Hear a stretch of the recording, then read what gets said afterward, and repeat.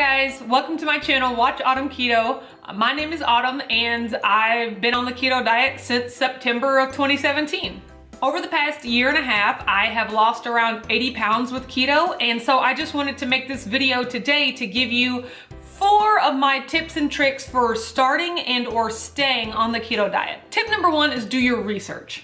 I feel like a lot of people just jump into the keto diet, and if you don't really take some time to look into it, you just think, oh, butter, bacon, eggs, boom, that's it. And you attempt to do that for a week and it might even work, but then you start to feel burnt out and restricted, and then you're like, oh, the keto diet didn't work for me. And it's not that the keto diet didn't work for you, it's just that enough research wasn't done to understand how to make the diet sustainable for you. As a part of that, I would also say be prepared to know what you're going to eat every day for the first 2 to 4 weeks. Having a plan, especially when you're starting a new diet, it gives you something to be accountable to. If you're anything like me, whenever you're given the option or whenever you're given a food choice, you make the wrong choice. So the easiest way to not even have to worry about that is to have a meal plan, a 30-day plan of this is what I plan to eat every day for the first 30 days to keep me on track, and keep going and keep planning ahead so that you don't find yourself in situations where you're out stranded and you don't have any food and a Cinnabon's looking real tempting and you didn't prepare yourself. So preparation is key. Tip number 2, and this was something that I really had to learn the hard way. Start with food that you actually like. So when you look up ketogenic recipes, there's gonna be a bunch of stuff like MCT oil and psyllium husk and xanthan gum and just all these weird ingredients that you probably have never heard of. And that's okay, because that stuff is totally optional. There are plenty of lists on the internet of foods that are acceptable on the keto diet. Get that list, circle the foods that you already like, and start with those. I can tell you from my own personal experience, the weekend before I decided to start the keto diet, I went to Sam's Club and I bought $400 worth of food that I had never even thought about eating in the years prior, just because I knew you could have it on the ketogenic diet. Secret keto confession, I don't really like avocados, and that's okay. But I knew that avocados were a staple of the diet, so here I go buying all these avocados, and guess what? They went bad.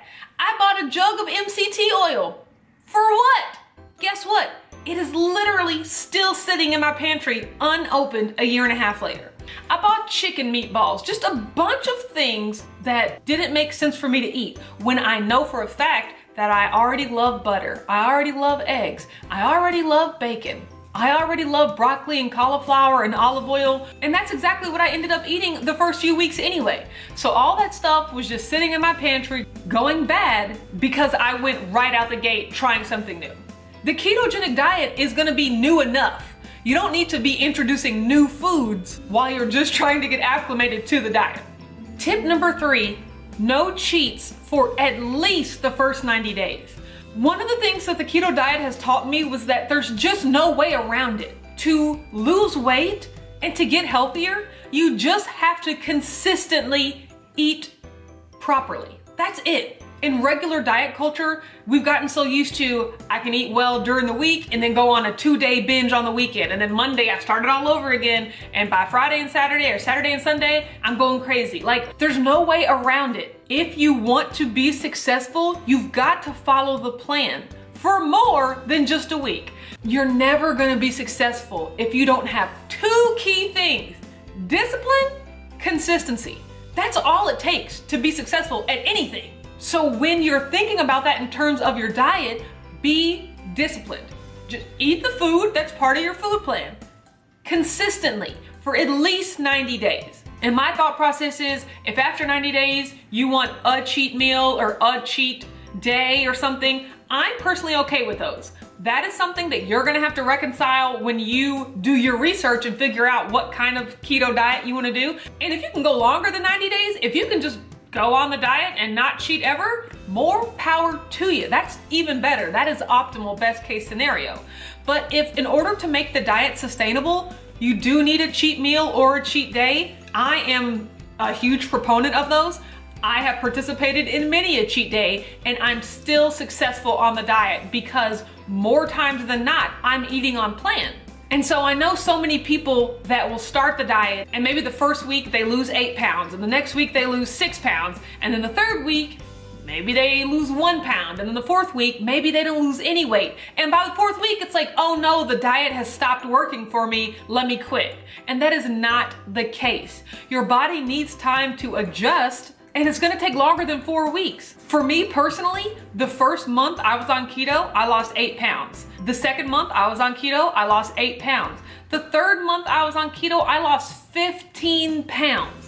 And if I would have looked at 8 pounds and thought, oh, that's not enough, this diet, I'm not losing quickly enough, this diet's not working for me, I might have given up and not really pushed through to that threshold that really made me realize that, oh wow, keto works if you stick with it and if you're truly disciplined. And I'm really proud of myself because I was one of those 5 on, 2 off type people my entire dieting life, but I made a plan. That's why it's important to make a plan. And I wrote down everything I was gonna eat and I prepared it so that when Saturday came, when the first Saturday of the ketogenic diet came, I had to actually mentally trick myself and pretend I was still at work, because that's how we gauge when it's time to eat. It's okay, normally if it was 8:30, I'll be having a coffee, and then by 11:30, I'd be having lunch. And so I would gauge when I was supposed to eat on the weekend for when I normally ate at work during the week. And that first Saturday and Sunday that I made it through on plan, on the diet, like that was revolutionary for me because I had just never done it before. And that gives you the confidence to go right back into Monday. And you know, Monday through Friday's a breeze, we can do that. And then the next Saturday and Sunday, you already know that you've done it once before and you can do it again and you can keep doing it. And I did it for 90 days straight, and it shows you that you're not a slave to food. You're not a slave to your cravings. You can make a plan, you can stick to a plan, you can eat delicious food, and you cannot feel deprived.